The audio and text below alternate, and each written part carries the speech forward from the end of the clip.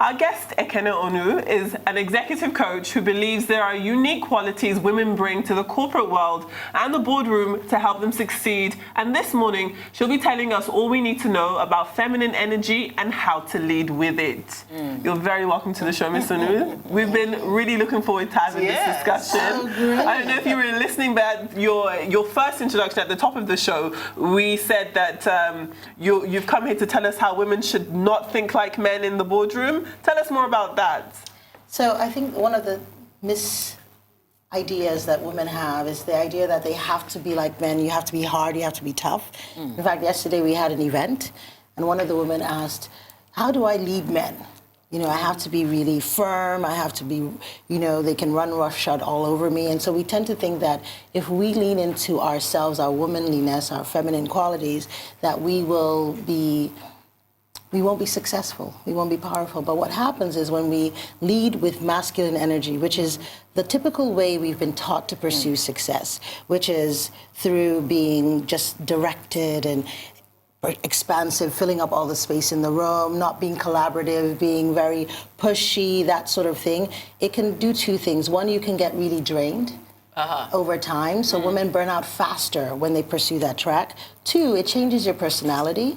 Right? And so sometimes you find women who, they say are that bossy, rude, brash. They don't use the word bossy, they use the other B word. I'm just, we have to be, you know, the other B word, right? And Or the W word. Or the W, and it's not that they're trying to be, or they're mean. It's just that that's the way they know how to pursue success, and after a while it changes you. But then when you allow yourself to lean into your feminine qualities, the feminine energy traits, which are intuition, creativity, nurturing, right? It allows you to lead in a different way. It doesn't mean that you're going to be weak. It doesn't mean that you can't be successful. What it means is that you lead your team in a way that allows them to relate to you differently.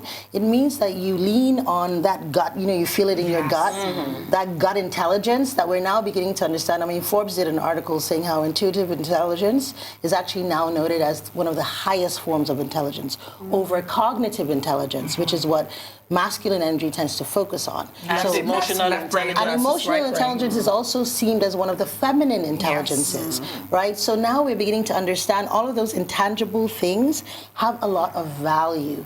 And then the other part of it is that if you lean into your feminine, right, it also makes you feel more authentically yourself.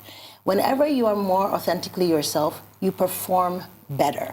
Rather than feeling that you have to be in a particular box to be accepted, when you feel more like yourself, when you feel psychologically safe to be the woman that you are called to be, then in the workplace you exist in a different way. You'll see women begin to show up, shine, and all of a sudden it's like that personal branding that you're trying to do, you have an authentic personal brand. And there's a sense of solidarity. I'll tell you something, this is a very, I'm almost getting emotional listening to you talk, because it's very personal for me. Femi can attest to it. She's worked with me for a long time. I have. Back in the day, I was very much into my masculine energy because I thought that was calm down. Calm down. Calm down with the laughter. Masculine energy's coming back. Because I thought that was the way to lead. You know, I thought that in order to be assertive, you had to be loud and you had to be powerful and you had to be brusque. But I'm learning through discovering things like your feminine energy, like things like hypergamy even, and just reading up and things like this, that actually soft power is the most powerful form of power that there is.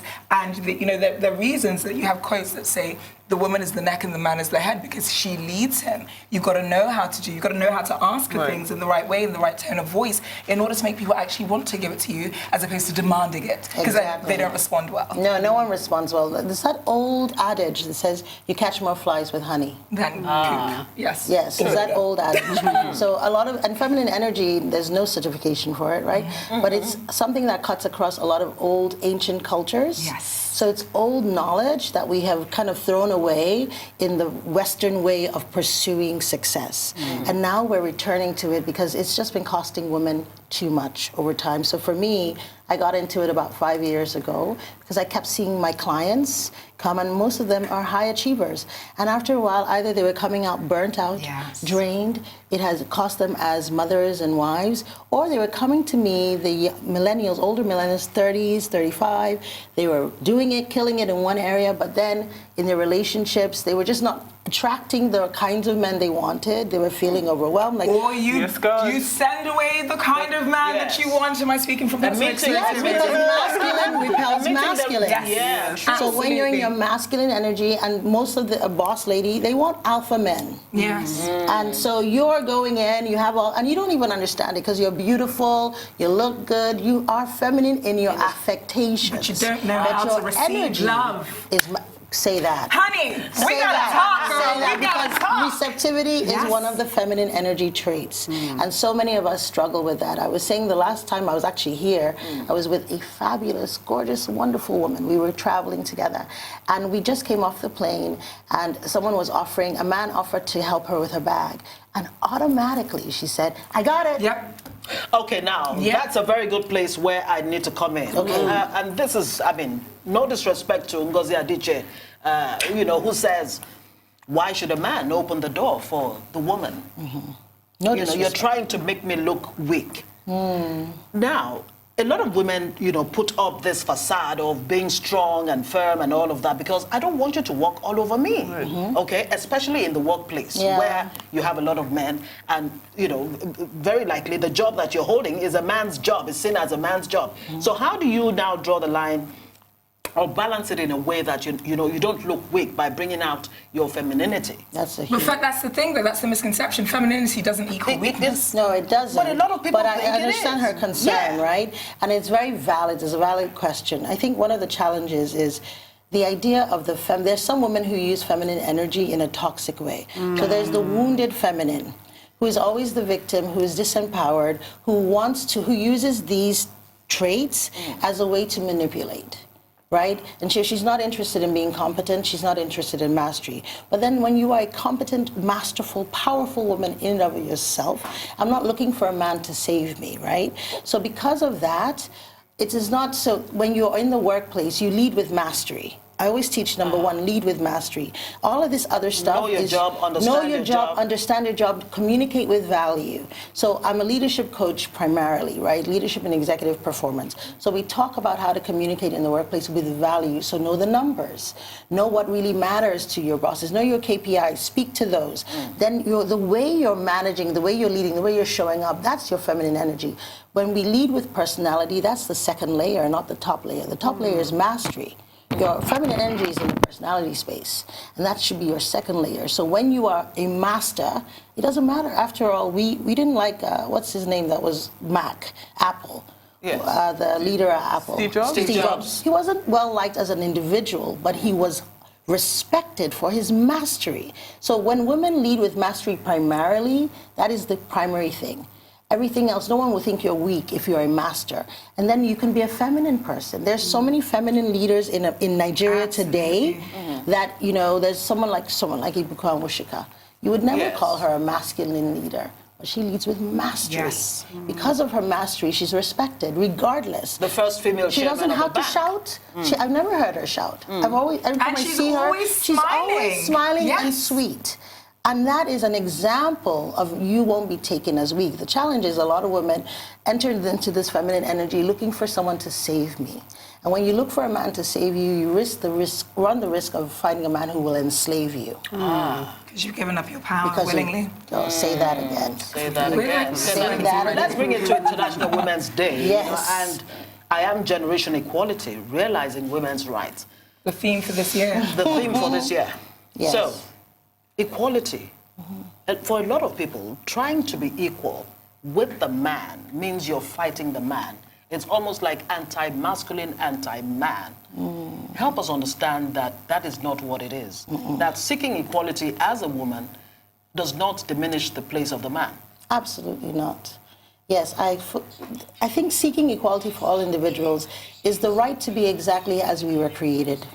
So if I need to be valued for myself as a woman. And in order for me to really do that and have a world, I need to also value the man for himself as a man. We work and we complement each other. I think that is another lie that has been put out there, that for a woman to really be even a feminist, because people are always surprised, I'm a feminist, I'm a feminine feminist, right? But I'm also a manist. I want men to win too. I believe the future is male and female. It's critical that we work together, because if we don't work together, there's no way you're going to have a world of just women doing, because it's going to be the same exact thing, just a different type of thing, because we're living in a world where women are not really invited to the table, and businesses, countries, societies suffer when it's just men at the table. If only women at the table, it'll be the same thing. Because even as we talk about feminine energy, you need to be in balance with your masculine, in your body, in your mind, in the way you do things, because women who just operate just feminine often don't get much done. Because the masculine part is the execution. It's the, let's look at the numbers. It's all of the other directed stuff that you need. That's the masculine part. So even for you, you need your feminine and masculine balance. In the workplace, we need that. So we need empowered women and we need empowered men. And the truth is, empowered men value empowered women. Disempowered men, no matter how much they sound empowered, no matter how confident they sound, no matter how arrogant, if you do not value an empowered woman, you need her to be subjugated, you're not empowered yourself. Deep down inside, you don't know your own personal power. Do you believe that it's a subjective emotional intelligence on the part of the man also? When you talk about disempowerment of the... yeah, because one of the first pillars of emotional intelligence is self-awareness. So it takes you to be self-aware to know whether or not you are harnessing your personal power. Because most of us don't even realize it. You know, when you walk in, you sound good, whatnot. For me, I had to do some of my own personal work to grow. And so I'm constantly checking myself, right? And that's self-awareness. So it is so critical for us to become more emotionally intelligent. Because if I'm sitting with you and the way you're coming up, I see you and I'm getting angry or whatnot, I may not realize that that's my own insecurity. Right? But if I'm emotionally intelligent, I realize, well, maybe something about her is making me, and it's not her, it's my stuff. Triggering me and it's my I'm stuff, projecting. yes. And I need to do my work. If we were to, I'm really enjoying the theory of this discussion, and I think it makes sense that we're a panel of women where we can understand and apply what you've said to our practices and our life experiences. But if you look at the practice of implementing a woman safe or a woman forward climate in a workplace, I do think there are clashes, because often we know that boardrooms that have women involved outperform their all-male counterparts. We know that to be fact. However, there's still issues where women are still underpaid in comparison to men. Women are still looked for over doing the same job. For doing the same job. You have the glass ceiling to break. Exactly. So in as much as we are aware of the powers that women possess, naturally, it is disheartening when you are in the real life experience of a workplace and you feel as though there is a glass ceiling. I am being looked over for promotion. In America, it's 73 cents to the dollar. This is Absolutely. And even worse for black women. Yes. Yes, absolutely. So how do you think we can kickstart that pace to a point where the practice of really putting a battery behind women is working in all areas of life? Yes, absolutely. Great question. So I think there are a number of things. There's the role of men and the role of women. So men need to be allies. We need to engage those men who actually get it. We need to have these conversations and we need to engage them and ask them to be allies. So men have to start amplifying the voices of women in the workplace. You have to start in making room at the table, because there are some men who understand that, and we need to be more critical in identifying them and bringing them to the table and asking for what we need.